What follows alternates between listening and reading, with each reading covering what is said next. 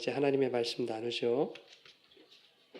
누가복음 19장 1절부터 10절까지인데 우리 7절까지만 읽도록 하겠습니다. 우리 한 목소리로 봉독하겠습니다. 예수께서 여리고로 들어가 지나가시더라. 삭개오라 이름하는 자가 있으니 세리장이요 또한 부자라.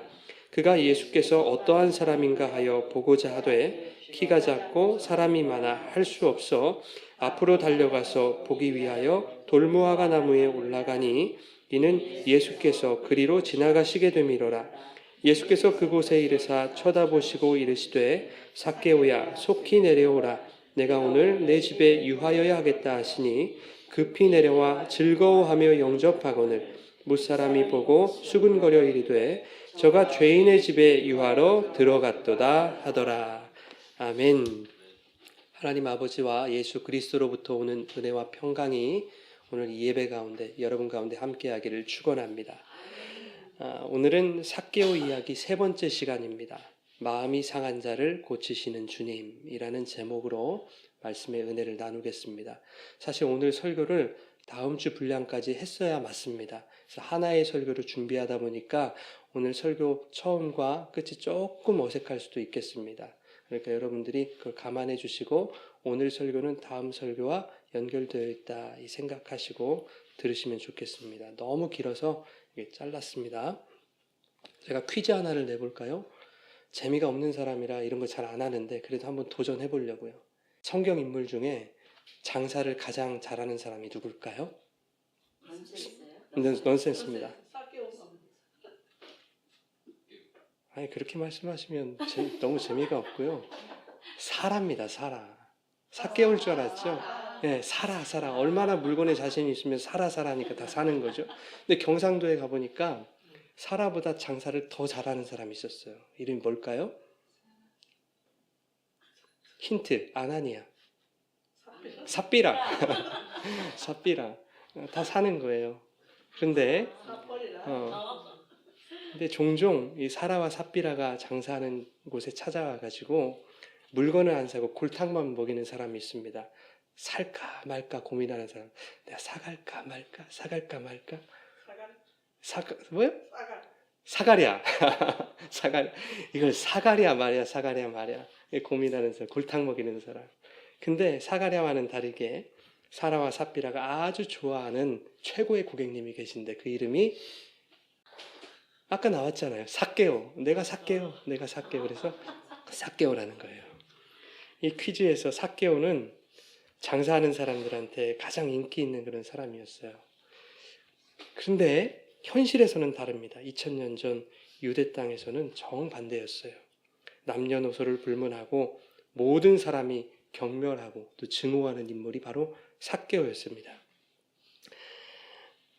사람들이 모두 죄인이라고 비난하는 그 삭개오를 만나기 위해서 예수님이 그 삭개오를 찾아오신 이야기가 바로 오늘 이야기입니다.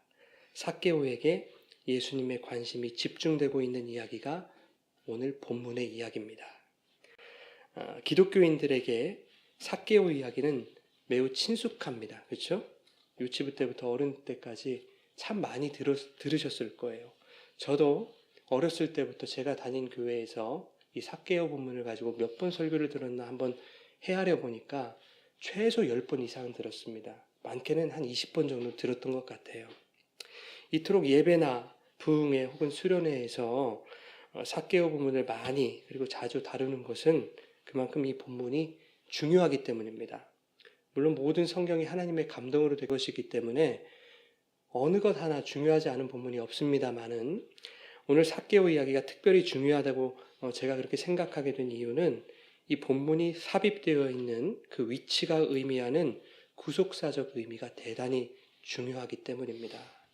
또한 오늘 본문 말씀 9절과 10절에서 누가복음에서는 처음이자 마지막으로 구원, 소테리아라고 하는 명사 단어를 사용하고 있어요.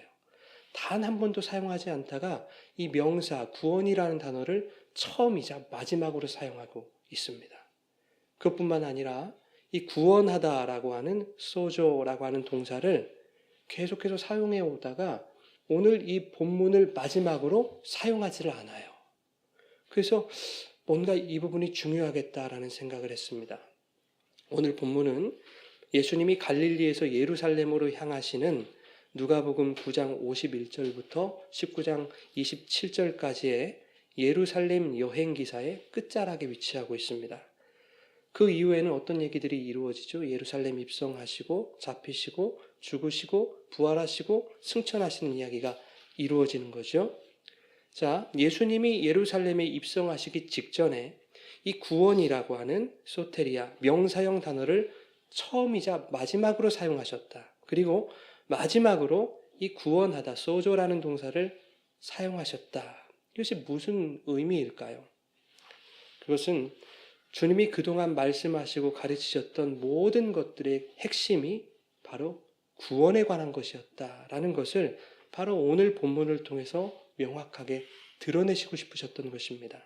그 구원이 무엇인지, 구원하시면 어떻게 이루어지는 것인지, 이 삭개오 이야기를 통해서 주님은 지금 전력을 다해서 가르치고 계시는 거예요. 이제 예루살렘 주님이 입성하시면 말씀으로는 못 가르치실 거 아닙니까? 왜냐하면 십자가에 달려서 죽으시고 부활하시는 것으로 그것을 나타내셔야 되기 때문에. 그러니 이 삭개오 이야기는 예수님이 예루살렘으로 들어가시는 과정 가운데, 즉 죽으러 가시는 그 과정 가운데 굳이 누군가를 찾아가셔서 구원을 설명하시고 구원을 허락하시는 이야기다 하는 겁니다.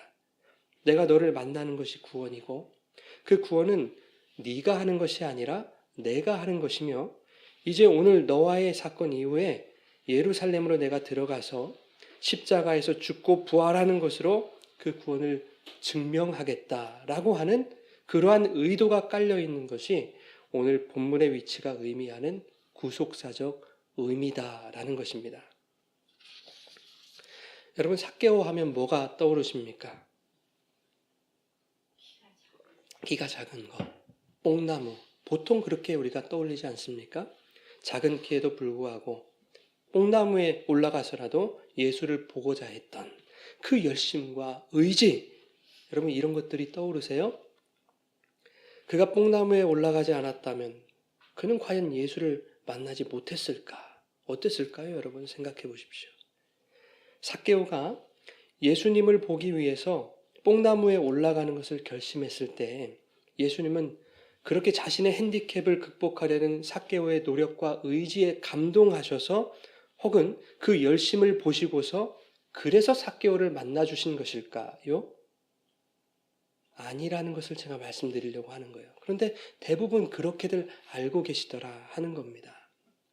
여러분, 우리가 평생 신앙생활을 하면서 많게는 수십 번, 적어도 너댓 번은 삭개오 이야기를 듣는 거 아니겠습니까?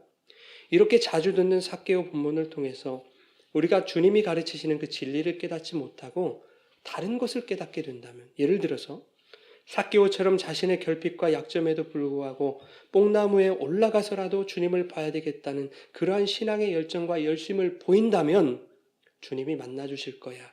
주님이 그 인생 축복해 주실 거야. 이런 식으로 이 말씀을 바라보게 된다면, 또는 삭개오가 자신의 소유를 가난한 자에게 나누고 토색한 것을 4배로 갚겠다라고 결심한 것처럼 우리도 주님에게 그에 상응하는 그와 비슷한 그러한 결심을 보여드리고 그렇게 살려고 애쓰고 노력하면 우리도 삭개오처럼 그렇게 복을 받을 거야. 이런 식으로 말씀을 우리가 이해한다면 차라리 그렇게 자주 듣고 있었던 삭개오 이야기 단 한 번도 듣지 못하는 것이, 안 듣는 것이 더 낫겠다 하는 겁니다. 그렇게 이해하는 것들이 다 틀렸다는 얘기를 말씀드리는 거예요. 여러분, 성경은 무슨 이야기일까요? 성경의 핵심이 뭘까요? 성경을 통해 하나님이 말씀하시는 게 뭘까요? 하나님의 나라입니다. 그 하나님의 나라가 누구로 오셨다는 거예요? 예수 그리스도로 오셨다는 것을 말씀하는 거예요. 아니 도대체 왜 그 하나님의 나라, 그 예수가 이 세상에 오셔야만 하느냐 하는 겁니다. 왜요? 우리가 제발 와달라고 부탁하기를 했습니까? 빌기를 했습니까? 그렇다고 하나님이 인간들에게 너희들 나에게 잘 보이려고 노력하고 열심히 보이면 내가 그 대가로 그 예수, 그 하늘나라 너희에게 보내줄게. 이렇게 말씀하시지 않았단 말입니다. 하나님에게 대한 인간들의 열심과 열정에 대한 보상으로서 그 하늘나라이신 예수님이 오신 것이 아니라는 얘기예요. 그러면 그 하나님 나라이신 그 천국이신 그 예수가 왜 오셨냐는 말입니다. 여러분, 왜 오셨어요, 예수님이? 하나님이 세상을 이처럼 사랑하셨기 때문에 오신 거예요. 하나님이 세상을 이처럼 사랑하셔서. 인간이 요청을 해서 오신 것도 아니고요. 인간이 뭘 해서 오신 것도 아니에요. 하나님이 우리를 사랑하셔서 하나님 자신이 당신의 나라를 들고 예수의 몸으로 오신 것입니다. 아니, 사랑하시면 그냥 하늘에서 복이나 대충 던져주시면 되실 것이지 귀찮게 왜 내려오십니까? 왜요, 여러분? 우리 찬송 불렀잖아요. 그 크신 하나님의 사랑 말로 다 형용 못하네. 저 높고 높은 별을 넘어 이 낮고 낮은 땅 위에. 왜요? 죄범한 영혼 구하려고 이 땅에 오셨다는 거 아닙니까? 그 영혼들 구하자면 예수가 화목제물이 되어야 하니까 그래서 오신 거 아닙니까? 우리를 이처럼 사랑하신다는 것을 그 아들 보내셔서 화목제물 삼으시고 죄 용서하심으로 확증해 주신 거예요. 이것은요, 전적으로 하나님의 생각이고 하나님만의 계획이고 하나님의 의지이며 하나님의 실천인 거예요. 거기에 인간이 끼어들 자리가 없는 겁니다. 오늘 삭개오 이야기를 통해서 우리에게 하시는 말씀은 이처럼 사랑하셔서 그 사랑 확증하시기 위해 하나님이신 그분이 이 낮고 낮은 땅 위에 저와 여러분을 찾아오신 그 예수 그리스도의 구원을 말씀하고 있다는 겁니다. 주님이 우리를 찾아오심에 아무것도 보태거나 거둘 수 없는 그러한 인간의 무능력함 가운데 전적인 주님의 능력이 일방적으로 개입하시고 부어지는 그 은혜의 사건이 바로 오늘 본문의 말씀입니다. 그 은혜가 오늘 여러분에게 발견되기를 바라고요. 여러분에게 가득 임하게 되기를 축원합니다. 1절 말씀 우리 성경을 보면서 함께 읽겠습니다. 예수께서 여리고로 들어가 지나가시더라. 여리고라는 지명이 나오죠. 여리고는 주전 5,000년 전부터 도시 형태를 갖춘 역사상 가장 오래된 도시예요.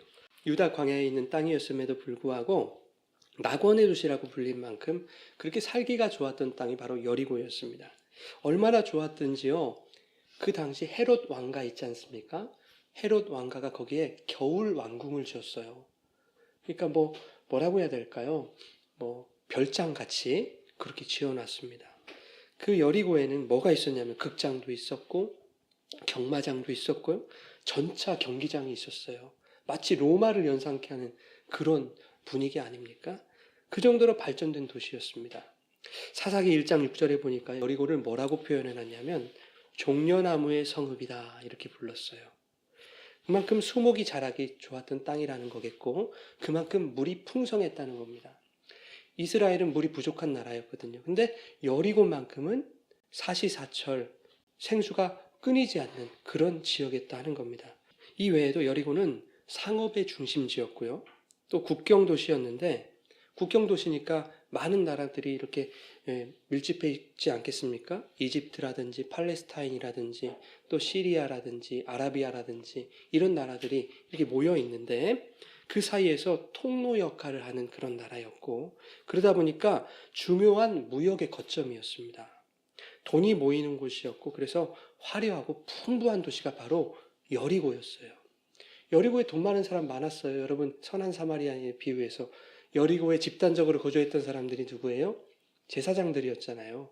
성전에서 비둘기 파는 사람들, 환전하는 사람들 한테 커미션 받아가지고 돈 두둑히 챙겨가지고 여리고로 들어가잖아요.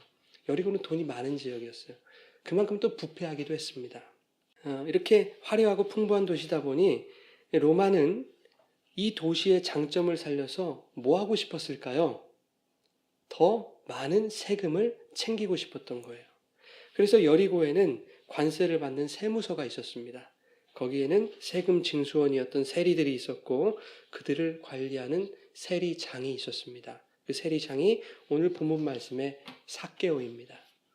우리 1절 말씀에 의하면 예수님은 여리고에 볼 일이 있어서 오신 것이 아니죠, 여러분. 1절 다시 한번 읽어보실까요? 예수께서 여리고로 들어가 지나가시더라 그랬죠. 지금 예루살렘으로 향하고 계시는 중에 여리고를 통과하여 지나가고 계세요. 헬라어 원문이 그렇게 설명을 하고 있습니다. 그러니 예수님은 여리고 자체에는 볼 일이 없으신 거예요. 여리고에 있는 삭개오에게 볼 일이 있으신 겁니다. 2절 함께 읽죠. 삭개오라 이름하는 자가 있으니 세리장이요 또한 부자라.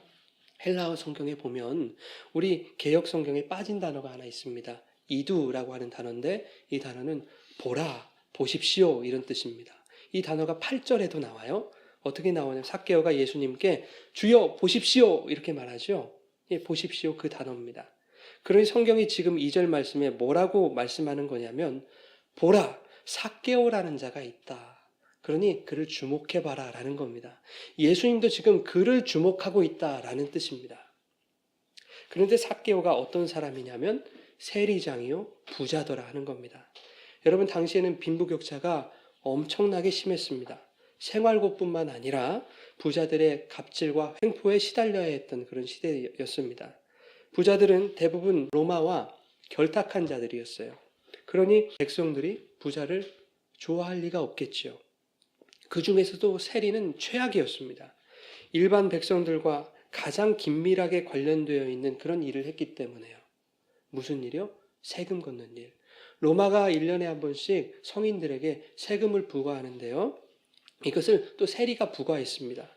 근데 세리들은 로마에서 요구하는 금액보다 더 많은 금액을 부과하고 징수했어요.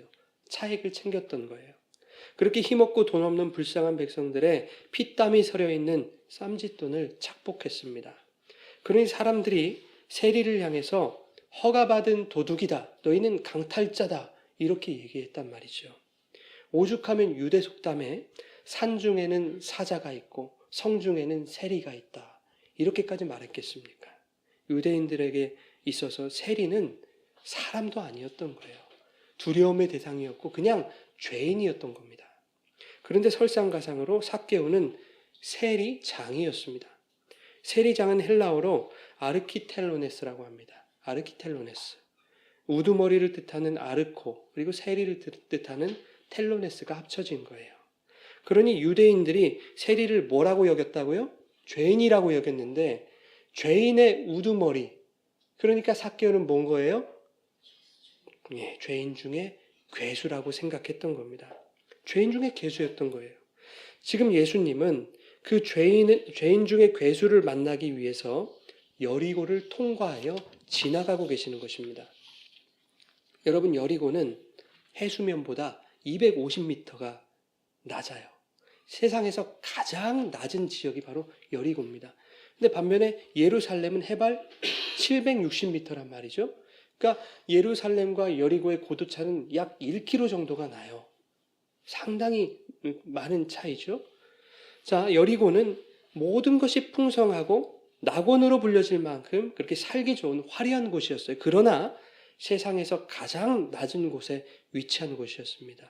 성경은 여리고의 이 지형적 특성을 통해서 겉으로 보기에는 풍성하고 화려한 것 같은 그 땅이 실상 가장 형편없고 암울한 곳이다. 가장 절망적인 곳이다 라는 것을 암시하고 있는 것입니다. 세상에서 가장 낮고 낮은 그 여리고 땅에 예수님께서 모든 사람들로부터 경멸과 외면을 당하던 그 죄인 중에 괴수인 가장 낮은 자 삭개오를 찾아오신 이 이야기가 여러분 누구의 이야기라고 생각하세요? 삭개오만의 이야기라고 생각하십니까? 아니에요. 오늘 저와 여러분의 이야기입니다. 여러분 하나님이 계신 그 하늘나라와 우리가 사는 이 세상의 고도차가 얼마나 난다고 생각하세요? 한 1km 나겠습니까?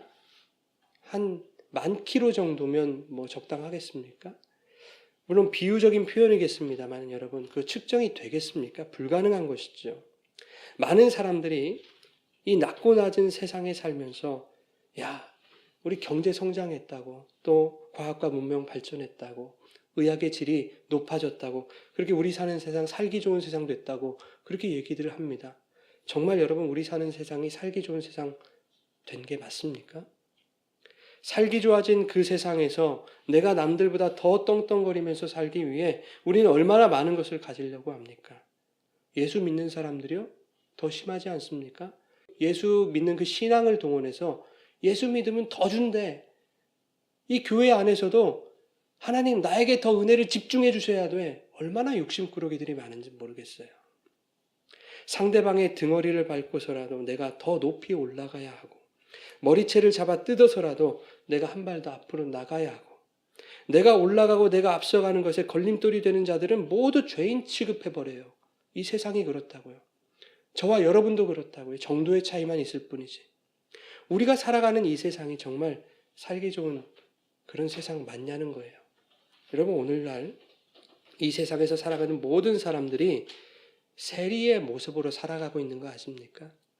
동시에 세리를 죄인이라고 규정하는 수많은 그 유대인들과 같은 모습으로 살아가고 있는 거 아십니까? 내 출세와 내 이익을 위해서라면 가족이든 직장 동료든 친구든 상관없습니다. 얼마든지 희생시킬 준비가 되어 있는 거죠.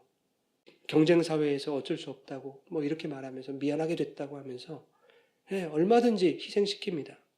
반면에 나의 이익에 방해 요소가 된다면 어제의 아군이라 할지라도 얼마든지 죄인으로 세리로 만들어버리지 않습니까? 정말 우리가 살아가는 세상이 살기 좋은 세상이 맞을까요? 우리가 살아가고 있는 이 세상이 여러분 여리고와 너무나도 닮아 있다고 생각하지 않으십니까? 그리고 저와 여러분이 그 낮고 낮은 형편없는 여리고 땅에 살고 있는 죄인 중의 괴수, 가장 낮은 자, 그 삭개오라고 생각되지 않으세요? 오늘 말씀은 삭개오가 어떤 사람인가? 그는 자신의 키 작은 그 핸디캡을 어떻게 극복했는가? 그가 예수님 만나려고 어떤 노력을 했고 어떤 열심을 부렸는가? 그 노력과 열심, 그리고 그의 결단이 가져온 결과는 무엇인가? 오늘 말씀은 이런 거 가르치고 이런 거 배우는 그런 말씀이 아니라는 거예요, 여러분. 2000년 전에 십자가의 죽으심과 부활하심으로 하나님 나라를 성취하신 그 예수님이 이제 하나님 나라의 완성을 이루시는 그 과정 가운데 이 낮고 낮은 세상 속에 죄인 중에 괴수로 살고 있는 저와 여러분들을 찾아오시는 이야기입니다. 오늘 저와 여러분을 찾아오신 그 예수님을 발견하지 못하고 그 예수를 오늘 만나지 못하면 오늘 우리의 인생에 예수님이 유하실 수가 없는 겁니다. 그러니 여러분 오늘 말씀을 통해서 오늘 이 시간 여러분을 찾아오신 그 예수를 발견하고 예수를 만나시기 바랍니다. 예수 첫사랑 얘기하죠. 중요합니다. 예수님과의 첫사랑의 경험 중요하죠. 그런데 그 첫사랑이 다가 아닙니다, 여러분. 첫사랑이 있으면 그 사랑이 날마다 유지되어야 하는 것도 분명히 중요합니다. 그런데 첫사랑 아무리 가졌더라도 오늘 그 사랑이 단절되고 유지되지 않으면요, 여러분의 구원에 적신호가 켜진 것과 다름없는 얘기입니다. 여러분 3절과 4절 함께 읽겠습니다. 그가 예수께서 어떠한 사람인가 하여 보고자 하되 할 수 없어 앞으로 달려가 돌무화과 나무에 올라가니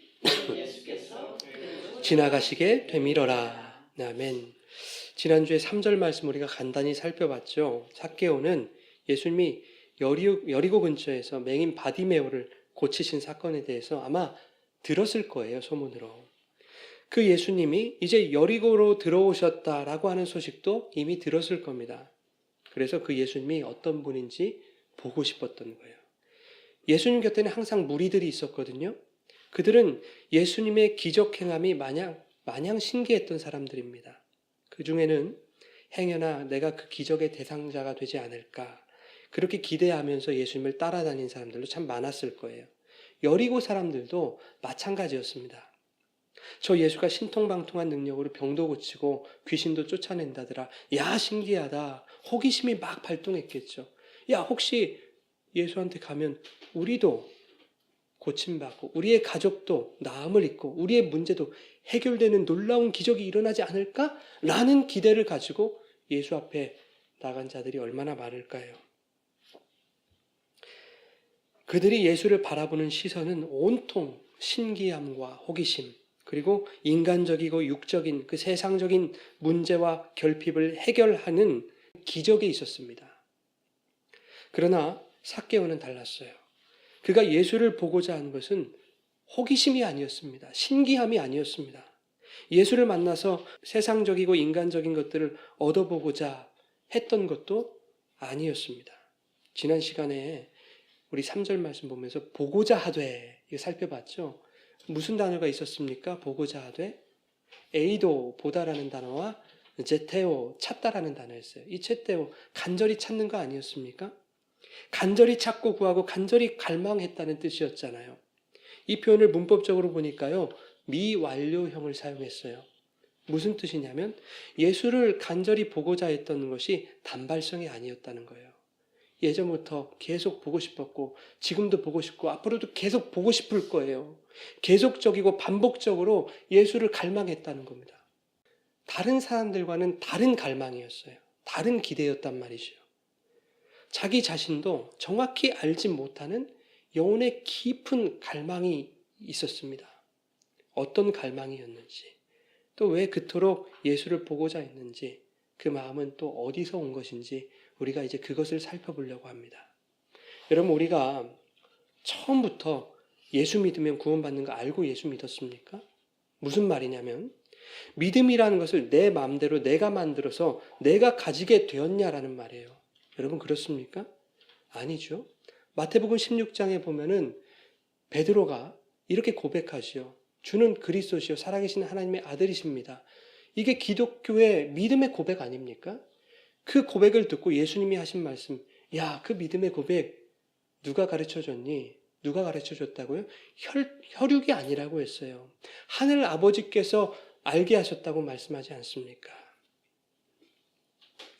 믿음이라는 것은 내 필요에 의해서 내가 가질 수 있는 것이 아니라는 거예요. 내가 만들어낼 수도 없다는 겁니다. 믿음은 하나님이 주신다는 겁니다. 목사님, 나는 모태신앙인데요? 모태신앙 다 천국 갑니까, 여러분? 아니죠. 예수를 믿어야 천국 가는 거죠. 그에게 하나님이 믿음이라는 것을 주셔야 그가 믿을 수 있는 겁니다.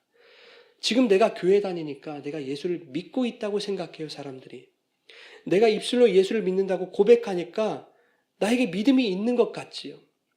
예수님이 나의 죄를 대속하시기 위해서 십자가에 죽으시고 부활하셨습니다. 나 그거 믿습니다라고 고백하면 여러분 정말 그게 예수 믿는 거 맞냐는 거예요. 아닐 수도 있다는 겁니다. 그냥 입술만 나불나불 거린 것일 수도 있다는 겁니다. 머리로만 알고 끝나는 것일 수도 있다는 말입니다, 여러분. 예수를 믿는다는 것은 내가 성경을 보고 또 교제를 하고 예배를 드리면서 그 예수를 내가 발견하고 내가 찾아내서 야, 그 예수는 이러한 사람, 이러한 분이지 라고 내가 그를 믿어주는 게 아닙니다. 내가 믿어드리는 게 아닙니다.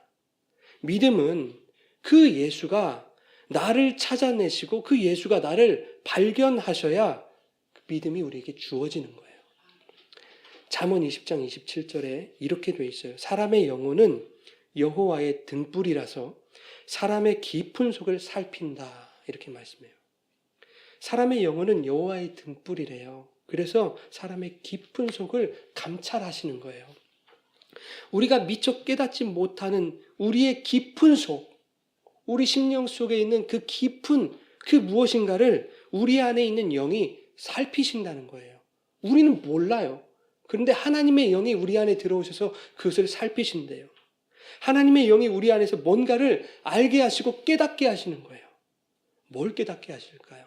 고린도전서 2장 12절에 이렇게 되어 있어요. 우리가 세상의 영을 받지 아니하고 오직 하나님으로부터 온 그 영을 받았으니 이는 우리로 하여금 하나님께서 우리에게 은혜로 주신 것들을 알게 하려 하심이라. 아멘. 하나님의 영이 우리 안에 들어와서 무슨 일을 하시냐면 우리에게 은혜로 주신 것들을 깨닫게 하시는 거예요. 알게 하시는 거예요. 은혜가 무엇인가? 하나님의 영이 내 안에서 은혜를 깨닫게 하시는데 은혜를 깨닫는다는 것은 은혜를 입는 말과 같은 말이죠.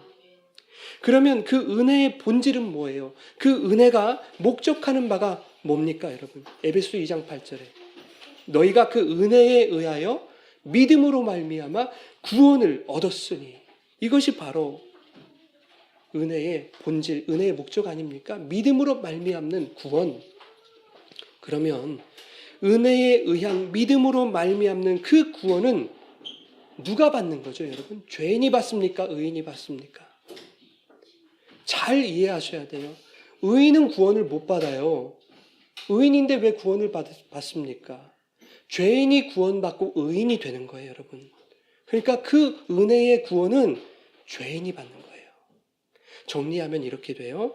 우리 안에서 내면 깊은 것을 감찰하시는 그 하나님의 영은 우리가 죄인임을 고백하게 하심으로 내가 은혜 받아야 할 자이다 라고 하는 것을 깨닫게 하시는 거예요. 내가 구원받아야 될 사람이구나, 그런 존재구나 라는 것을 깨닫게 하시는 거예요. 그 죄인됨의 고백과 구속의 은혜를 구하는 자를 주님은 찾아가시는 겁니다. 하나님의 영이 내 안에서 그렇게 깨닫게 하시는데도 불구하고 그것을 알지 못하고 나의 죄인됨을 고백하지 못하고 주님의 그 은혜와 그 구원을 갈망하지 않는 자들에게 하나님이 찾아가실 이유가 없는 거예요. 그런데 그 죄인됨의 고백, 그것은 그냥 우리의 머리로, 우리 입술로 하는 것이 아니더란 말입니다.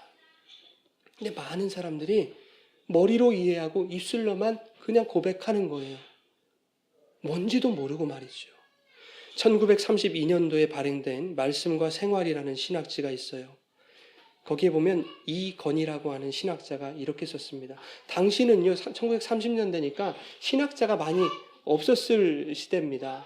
유학 갔다 온 사람들도 많지 않았을 그런 시대예요. 그러니까요, 그 당시는 순수했던 시대입니다. 순수했던 시대. 그리고 변질되지 않은 시대입니다. 복음이 깨끗했던 시대. 그래서 이분이 뭐라고 얘기를 하고 있냐면 이렇게 쓰고 있어요. 제대로 본 거죠. 주께서 찾으시는 사람은 죄의 번민을 가지고 근본적인 위로를 요구하는 사람이다. 예수교는 학박사의 소유가 될 것이 아니고 오직 그의 마음에 죄에 대한 고통을 가진 사람의 소유가 되는 것이다. 죄에 대한 심각한 참회로 주를 영접해야 할 것이다. 죄에 대한 심각한 참회가 없다면 주를 영접할 수 없다는 얘기. 여러분 지금까지 신앙생활 해오시면서 여러분 죄에 대한 번민을 가져보셨습니까? 죄에 대한 고통을 가지고 계세요? 여러분 인간 최대의 문제가 뭐예요? 우린 다 죄라고 얘기합니다. 교회 다니는 사람들은 너나 할 것 없이 당신의 최대 문제가 뭡니까? 스스로 해결할 수 없는 문제가 뭡니까? 라고 얘기하면 죄입니다. 이렇게 10중 8구는 아니 열이면 열 다 그렇게 얘기를 합니다. 그런데 나의 최대의 문제가 죄라고 그렇게 자신 있게 대답하고 알고 있으면서도 그 문제에 대해서 심각하게 고민하고 번민하지 않는 그리스도인들이 대부분인 것 같아요. 그 죄가 뭔지를 몰라요. 여러분 그 죄에 대한 심각한 참회가 있으십니까? 나는 예수 믿는데도 왜 이렇게 내 성격 안 바뀌나? 왜 술을 못 끊고 담배를 못 끊나? 왜 욕을 못 끊나? 여러분 이런 거 말고요. 그건 근본적인 게 아니지 않습니까? 사도 바울이 오호라 나는 곤고한 사람이로다. 이 사망의 몸에서 누가 나를 건져내랴 라고 말했던 여러분 속에 있는 그 사망의 몸 말입니다. 그 죄라는 것이 그것이 무엇인지 여러분 고민해 보셨냐는 거예요. 그리고 그 죄 때문에 여러분 괴로워 보셨습니까? 그렇지 않고는 생명의 성령의 법이 죄와 사망의 법에서 나를 해방하였다.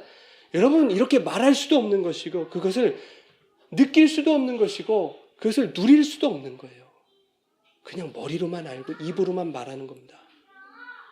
그 죄에 대한 위로, 근본적인 위로를 여러분 원하십니까? 원하고 계세요?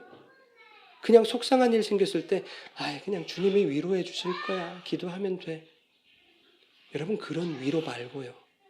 내 속에 죄와 씨름하고 치열한 전투가 일어났을 때 생기는 그 깊은 상처와 고통, 애통함과 비통함에 대한 그런 위로 말입니다. 도대체 이 죄라는 것이 내 속에서 왜 이토록 끊어지질 않는가? 이 사망의 몸이 왜 이렇게 떠나가지를 않는가? 여러분 고민해 보셨어요? 여러분 사람들에게 욕하고 싸우고 때리고 남의 물건 뺏고 하는 거 그 나쁜 짓이죠. 근데 그건 죄의 본질이 아니잖아요. 우리 안에 있는 그 사망의 몸, 그 죄의 본질 때문에 생겨나는 죄의 열매들, 죄의 현상들인 거잖아요. 그런데 죄에다 그런 것들만 생각하면 하나님 용서해 주세요 이러고 있단 말입니다. 내가 설사 그러한 죄의 현상들이 나에게서 나온다 하더라도 우리는 정확하게 바라봐야죠. 내 안에 근본적인 죄가 무엇인가를 여러분 바라보셔야죠. 그래서 그 죄가 왜 이토록 나를 힘들게 하고 나를 고통스럽게 하는가? 하나님 앞에 대면해야 되죠, 여러분. 여러분, 도대체 이 죄라는 것이 내 속에서 왜 이렇게 끊어지지 않는가? 이렇게 고민하고 애통하는, 그리고 그런 온전한 위로를 갈망하는 이런 마음이 우리 안에 있지 않다면 그는 여전히 죄에 갇힌 자입니다. 주를 모르는 자들이고 주를 만난 적이 없는 자들인 거예요. 시편 34편 18절에 이렇게 말씀합니다. 여호와는 마음이 상한 자를 가까이 하시고 충심으로 통회하는 자를 구원하시는도다. 마음이 상한 자를 가까이 하신대요. 충심으로 애통하고 통회하는 자를 구원하신답니다. 여러분, 애통하고 통회하지 않는 자는 구원받을 수 없는 거예요. 심령이 가난하지 않으면 하나님이 다가오시지 않는 겁니다. 하나님이 만나주시지도 않고요. 구원받을 수도 없는 거예요. 그 심령의 애통함이 뭐예요? 심령의 아픔이 뭡니까? 그 고통이 뭐예요? 죄에 대한 애통함, 비통함, 죄에 대한 고통인 거예요. 주님이 찾으시는 사람은 여러분 마음이 상한 자래요. 애통해야 하는 자들이 주님의 위로를 받는다고 마태복음에 말씀하지 않습니까?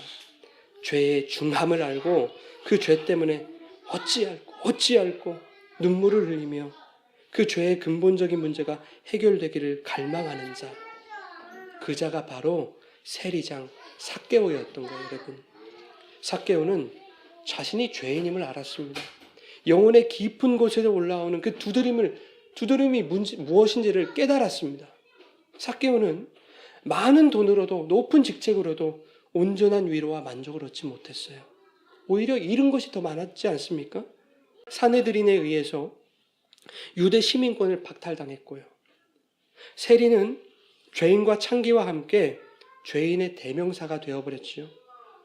백성들의 피를 빨아먹고 사는 세리들에 대한 사람들의 적대감은 아주 대단했습니다. 사람들이 많이 모인 곳에는 세리는 마음 놓고 나다니지를 못했어요. 왜 그렇습니까, 여러분? 언제 그 수많은 사람들이 나를 둘러싸도 쥐도 새도 모르게 나를 해칠지도 모르니까.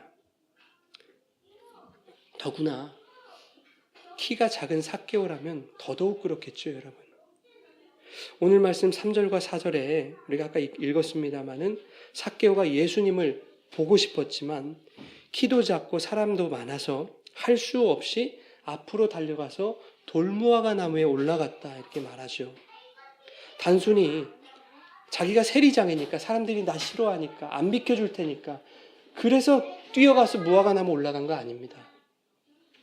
내 체구가 작으니까 그 수많은 사람들 비집고 들어갈 수가 없으니까 그게 힘드니까 그래서 뛰어가서 돌무화과 나무로 올라간 게 아니더란 말이에요.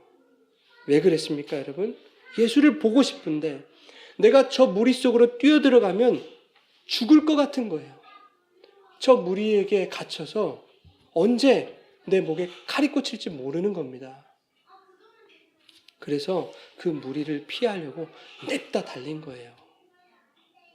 예수를 보기 위해서 죽을 각오로 달린 겁니다. 잡히면 안 돼요. 한두 사람, 서너 사람 있는 건 문제가 안 돼요. 수십 명, 수백 명이 모여 있는데 세리는 다닐 수가 없었다니까요. 여러분, 죽을 각오로 달려갔다는 것은 내 목숨보다 영혼의 깊은 고통을 위로받는 것이 더 중요했다는 것을 말해줍니다. 그것은 죄에 대한 고통과 상한 심령을 위로받는 것이었어요. 내가 왜 세리가 되어서 동족들을 못 살게 했을까? 후회하기도 했겠죠.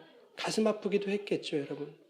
죄인이라고 손가락질 받으며 사람 취급도 받지 못하는 그 신세, 얼마나 허탈하고 낙심이 되고도 슬펐겠습니까? 얼마나 후회했겠습니까?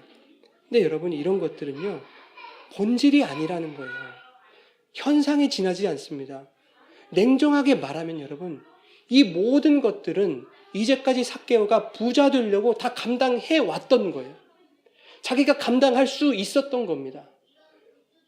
그거 이제는 감당 못하겠다 하면 처벌받는 것으로 감당할 수 있는 거예요. 내 목에 칼이 들어와서 내가 죽는 것으로 감당해낼 수 있는 부분입니다. 그런데 감당할 수 없는 부분이 있잖아요.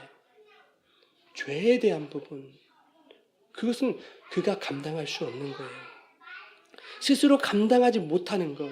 인간 존재에 깊이 자리 잡고 있으면서 내 의지나 내 인내심으로 해결할 수 없는 죄라는 것이었습니다, 여러분. 여러분, 삭개오가 동족들에게 나쁜 짓 했던 것은 삭개오라는 그 존재 안에 있는 사망의 몸, 그 죄 때문에 발생한 죄의 열매들이었죠. 그것이 죄의 근본이 아닌 거예요. 그 죄의 열매들이 나쁘다는 것을 알게 되어지면 또한 무엇도 알게 되어질까요? 그 죄의 본질이 얼마나 악한 것인가, 그 뿌리가 얼마나 악한 것인가도 깨닫게 되는 거예요. 그러면 어떻게 됩니까? 내가 그 죄의 뿌리를 뽑아버릴 수 없다, 내가 해결할 수 없다, 내가 감당할 수 없다는 그 사실 또한 깨닫게 되어지기 때문에 죄로 인해서 고통스러운 거예요. 상하는 것입니다. 애통함을 느끼는 것입니다. 삭개오는 그 죄에 대한 고통과 상한 마음의 근본적인 위로가 필요했던 거예요. 그래서 많은 사람들을 피하여 냅다 달린 겁니다. 예전에 성경 보면요, 다 뽕나무라고 기록되어 있어요. 그죠? 우리 개정된 성경에는 돌무화과 나무다 이렇게 기록되어 있죠. 돌무화과 나무로 수정한 것이 옳습니다, 여러분. 뽕나무 어떻게 설명했냐면 이렇게 높고 큰 나무, 엄청 큰 나무. 그래서 삭개오가 키도 작은데 그 나무 올라가 얼마나 힘들었겠냐. 예수님 보고 싶어서 그렇게 열심으로 그냥 애를 쓰고 노력을 했던 그의 열심과 그의 의지를 칭찬한다고요.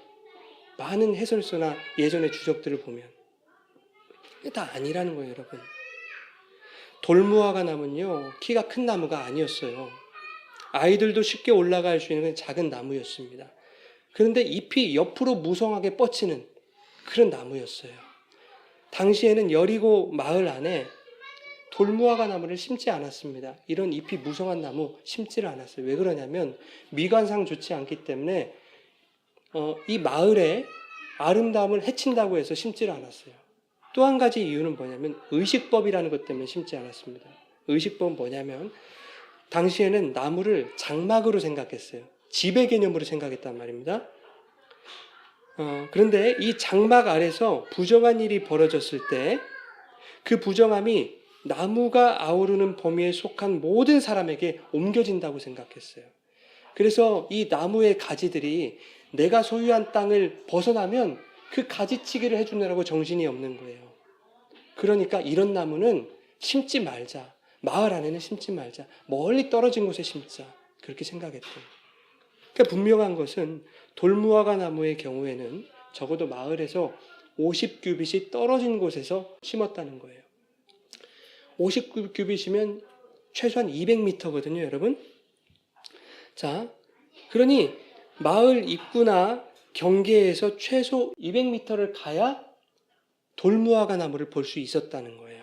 그럼 무슨 말이냐면 삭개오는 지금 마을 한복판에서 마을 경계까지, 마을 끝까지 달렸던 거예요. 그죠? 얼마나 힘들었겠어요. 마을 끝까지 달려가야 돼요. 그리고 그 마을 끝에서부터 200m, 최소한 200m를 더 달려갔어야 되는 겁니다. 그러니까 상당한 거리를 뛰었던 거예요. 삭개오가 마을에서 멀리 떨어진 돌무화과 나무에 올라간 것은 예수님이 마을을 지나서 이제 자신이 있는 곳까지 오실 때쯤에는 사람들이 어느 정도 줄어들었을 것이다 라고 그렇게 기대했기 때문입니다. 또 하나는 무성하게 나 있는 그 가지와 잎으로 자신을 숨길 수 있을 거라고 생각했기 때문이에요. 그런데 이 두 가지 계획이 다 실패로 돌아갑니다. 여러분, 우리의 경험이나 우리의 생각이나 우리의 방법으로 절대 나를 가릴 수가 없습니다. 내 문제, 내 수치심, 내 연약함, 내 죄, 절대 가릴 수 없어요. 주님 앞에는 다 드러나게 돼 있는 거예요. 5절 말씀 함께 읽겠습니다. 예수께서 그곳에 이르사 쳐다보시고 이르시되 삭개오야 속히 내려오라. 내가 오늘 내 집에 유하여야 하겠다 하시니. 아멘. 예수님이 숨어있는 삭개오를 굳이 부르시는 거예요. 이름을. 이름은 또 어떻게 하셨는지 삭개오라고 정확하게 그 이름을 불러주시는 겁니다. 7절에 보면 여러분 예수와 함께 왔던 뭇 사람들이 있었어요. 삭개오는 사람들 없을 줄 알았는데 뭇 사람들이 같이 이렇게 떼거지로 온 겁니다.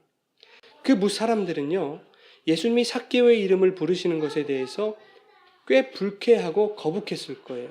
왜냐하면 삭개오의 이름의 뜻이요, 이 자카이라는 이름의 뜻이 순결하다, 정결하다, 순전하다, 그런 뜻이었어요. 그러니 여러분, 이게 매치가 안 되는 겁니다. 이 날도둑놈도 이런 날도둑놈이 없는데, 이런 강도가 없는데, 그런 강도를 어떻게 우리가 삭개오라고 이름을 부릅니까? 야 순결아, 야 정직하마, 얘 순수하마, 어떻게 그렇게 이름 부를 수 있어요? 더 화가 나는 것이요. 예수님이 삭개오의 집에 유하여야겠다라고 이렇게 말씀하시자 7절에 뭇 사람들이 뭐라고 합니까? 삭개오의 집에 유하러 들어갔도다 이렇게 말하지 않아요. 그죠? 죄인의 집에 유하러 들어갔다 이렇게 얘기를 한단 말입니다. 삭개오는 사람들에게 있어서 그저 죄인에 불과했던 거예요. 그러나 예수님은 그 죄인인 삭개오의 이름을 불러주시는 거예요. 삭개오야, 야 순결아, 정결아, 깨끗하마, 속히 내려오거라. 여러분 그 주님의 음성을 듣는 삭개오 마음이 어땠을까요? 사람들에게 들키지 않으려고 꼭꼭 숨어 있었는데 아니 왜 주님은 내 이름을 불러가지고 다 들통나게 만드시나 막 기분 나빴을까요? 그렇지 않겠죠. 여러분 삭개오 인생에서 누가 삭개오 이름을 그렇게 따뜻하게 불러줬겠습니까? 삭개오는 누군가가 자신의 이름을 그렇게 다정하게 불러주는 거 언제 한번 들어봤을까요, 여러분? 사람들은 다 나를 죄인이라고 부르면서 비난하는데 예수님은 오직 나에게만 찾아오셔서 그 수많은 뭇사람들이 아니라 나에게만 찾아오셔서 삭개오라고 그렇게 순결한 자라고 깨끗한 자라고 그렇게 불러주시니 얼마나 감격스러웠을까 하는 겁니다. 삭개오야 속히 내려오너라. 주님이 이 말씀은요 거기 숨는다고 너의 죄인됨이 가려지지 않는다라는 겁니다. 그러니 어서 내려와서 너의 죄인됨을 폭로하고 나에게 고백하면 그렇게 죄인인 채로 그렇게 상한 심령인 채로 그렇게 애통한 마음인 채로 나에게 오면 내가 너를 만날 거야. 아니 이미 너 만나러 왔잖니. 주님이 만나주시는 것 여러분 그것이 우리들의 근본적인 위로가 될 줄 믿습니다. 그것이 우리 인생의 근본적인 치료인 것입니다. 그것이 온전한 완전한 위로인 것입니다. 여러분 주님이 저와 여러분을 찾아오실 어떠한 이유도 없는 분이에요. 예수님이 뭐가 아쉬워서 저 높고 높은 영광을 버리시고 이 낮고 낮은 땅에 이 죄인들 만나러 오셔야 되는 겁니까? 그럴 이유가 없는 거죠. 우리에게 무슨 약점 잡히실 만한 일도 하시지 않았지 않습니까? 그런데 그 주님이 매 순간 성도의 삶 속에 찾아오시는 거예요, 여러분. 왜요, 여러분? 매일매일의 삶 속에 매 순간의 삶 속에 저와 여러분 같은 그 죄인을 구원하시려고 찾아오시는 거예요. 여러분 예수 믿고 예전에 구원받았다고요? 아니요, 오늘은요. 그 구원 날마다 이루어가라고 하시는데 그럼 오늘 찾아오셔서 구원을 주시려고 하시는 그 주님 여러분 외면하시면 안 되는 거잖아요. 그 주님 외면하면 오늘 나에게 주시는 그 구원 내가 못 받게 되는 건데 그럼 나 구원 못 받는 자가 되는 건데 여러분 그렇게 우리에게 구원 주시려고 매일매일 찾아오시는 겁니다. 죄로 인해 고통받고 있는 그 상한 심령들 오늘도 먼저 찾아오셔서 위로해 주시려고 의에 줄이고 목말라 하는 그 자들에게 성령의 충만한 기름 부어주셔서 회복시켜 주시려고 오늘도 저와 여러분을 먼저 찾아오셨습니다. 여러분 거룩한 삶과는 전혀 상관없는 죄된 존재로 살아가는 우리들 그런 우리들에게 변함없이 찾아오셔서 따뜻한 음성으로 성도들아 우리 거룩한 자들 아니잖아요. 그런데 거룩한 우리 성도들아 거룩한 자들아 라고 우리 이름을 불러주고 계시잖아요. 그런데 여러분, 왜 우리는 날마다 그 음성을 듣지 못하고 있는 겁니까? 왜 그 음성을 거부하고 있는 겁니까? 속히 내려오라. 내가 네 안에 유하여야 하겠다 말씀해 주시는데 왜 자꾸만 무성한 무화과나무 잎으로 나를 숨기시려는 겁니까? 내 죄, 내 부끄러움, 내 문제, 내 고통 절대 가려지지 않습니다. 그렇게 숨는 것으로는 나의 문제가 해결될 수 없고 나의 그 고통이 위로될 수 없습니다. 아담과 하와가 벌거벗게 되자 자신들의 수치를 가려보려고, 죄를 가려보려고 무화과 나뭇잎을 엮어서 옷을 만들어 입었습니다. 가려봤습니다. 안 됩니다, 여러분. 마르면 부서집니다.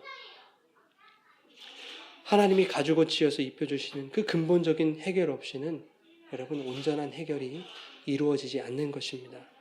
내가 지금 겪고 있는 아픔, 고통, 문제, 그것들 내 방법과 내 의지로 결코 해결할 수 없는 것이지요. 내 힘으로, 내 경험으로, 내 노력으로, 내 방법으로, 또한 내 의지로 여러분 그것들 가려보겠다고요? 가려지는 것 같지요? 그것은 나타난 현상일 뿐이에요. 아니, 여러분들이 너무나 잘 알고 계시지 않습니까? 가린다 한들, 사람들은 속인다 한들 나 자신도 못 속이지 않습니까? 이거는 근본적인 해결이 아닌데 내가 그냥 미봉책 쓰는 건데 사람들 눈 가리게 하는 건데 내가 잘 알고 있지 않습니까? 하나님은 오죽 잘 아실까요?